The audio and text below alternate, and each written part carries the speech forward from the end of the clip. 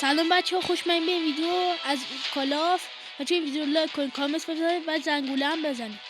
بچه ها امروز اومدم با یه باگ خفن. بچه ها من قبلا اکانتم نشون داده بودم که اصلا متیک هم نداشتم، فقط این لژندار داشتم.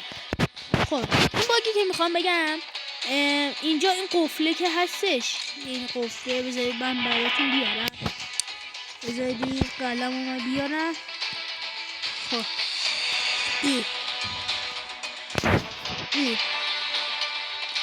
این قلمه رو که میبینی با این شما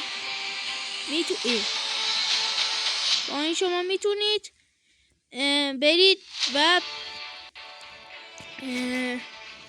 برید و این چند تا قسمت براتون میاد و شما میرید اینجا، این اوکی اینو میزنید و چند بار روی این متیکه که آورده کلیک میکنید و میرید روی این نامه هاتون که من میبینید یه دونه‌شو گرفتم و بعدا تو 3 روز میاد. همون جوری همیشه میتونید برید همش اینو بگیرید و اینا رو هم آورده که نمیتونید شما اینا رو بگیرید.